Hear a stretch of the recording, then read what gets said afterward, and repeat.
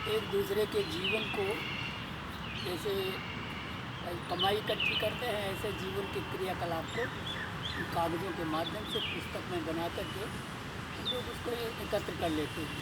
इससे क्या होता है कि बहुत से लोगों के लिए प्रेरणा स्रोत बन जाता है। तो हम लोग जो भी कुछ करते हैं, भिक्षु बनकर, उपासक बनकर, मानव जीवन में जो भी कुछ करते हैं, कुशल अकुशल दो ही काम होते हैं। तो कोई कुशल काम करते हैं, कोई सारे अकुशल काम करते हैं।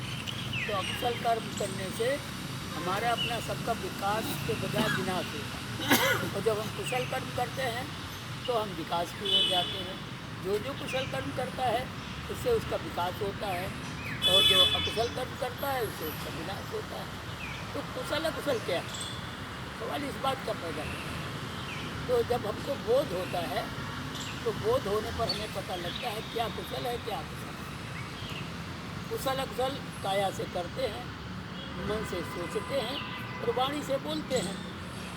तो किताबों में इतना बल नहीं होता है कि वे बोध करा सके, लेकिन तो बोध को लिखा नहीं जा सकता, लेकिन बोध की शिक्षा दी जा सकती है। तो बोध की शिक्षा किताबों में लिखी जा सकती है। जो किताबों में शिक्षा लिखी है, इसका जब हम प्रैक्टिकल करते हैं तो वो हमारा बोध है। लेकिन हम अपना बोध किसी को दे नहीं सकते, तो हम अपने बोध की शिक्षा देते हैं। दो तरीके हैं, एक तो हमने शिक्षा देना शुरू किया, ऐसे बहुत लोगों की भीड़ है। और बोध की शिक्षा देना कोई होता है। जैसे सिद्धार्थ बुद्ध हुए, तो बुद्ध जब हुए तो उन्होंने अपने बोध की शिक्षा दी ना, उन्होंने अपने बोध की शिक्षा दी। बाथरूम इधर है, उधर भी है, देख लो उधर, ठीक है उधर है कि नहीं पता नहीं। यहाँ इधर पास में चले जाओ, इधर पास में चले जाओ, ये लड़का बता देगा। रिसेप्शन के बाजू में ये बता देगा, रिसेप्शन से पूरा अंदर ये ले जाए। हाँ जी। तो इसलिए ये पीतधारी और चीवटधारियों का मूल कर्तव्य है कि ये अपने बोध की शिक्षा दें।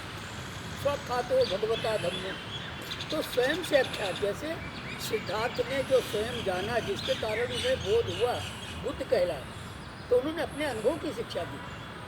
अभी हम लोग क्या करते हैं, पढ़ी पढ़ाई सुनी सुनाई शिक्षा देते हैं, इससे हमारा तो कोई लाभ होने वाला नहीं, और जिसको हम बता रहे हैं उसका भी कोई लाभ होने वाला नहीं। जब तक हम वही बात बताएं जिस चीज़ का हमें बोध होगा।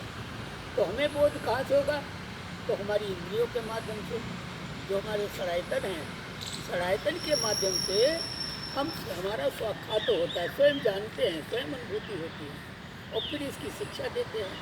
इसकी शिक्षा देने से सबके पास सरायतन है, बिना सरायतन का कोई नहीं है। तो वह हम लोगों का जो अनुभव की शिक्षा है, इस शिक्षा को जब वो अपने सरायतन 100 इंद्रियों के से प्रैक्टिकल करता है तो वो उसका ज्ञान हो जाता है। ज्ञान में कुशल अकुशल दोनों होते हैं।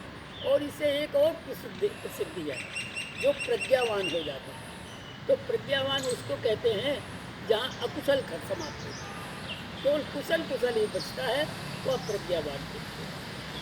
तो कोई सबको जानने के लिए शील के बिना ज्ञान नहीं हो सकता, और शील के बिना जब ज्ञान नहीं होगा तो फिर समाधि नहीं लग सकती, समाधि नहीं लग सकती तो फिर वह प्रज्ञा नहीं प्राप्त हो सकती। इसलिए शील आधार है और समाधि दीवारें हैं, प्रज्ञा उसकी छत है।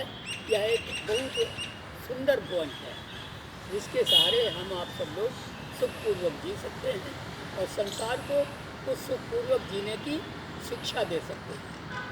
इतनी सी छोटी सी बातों से धन्यवाद आप सबके लिए, मंगल कामना करते हुए।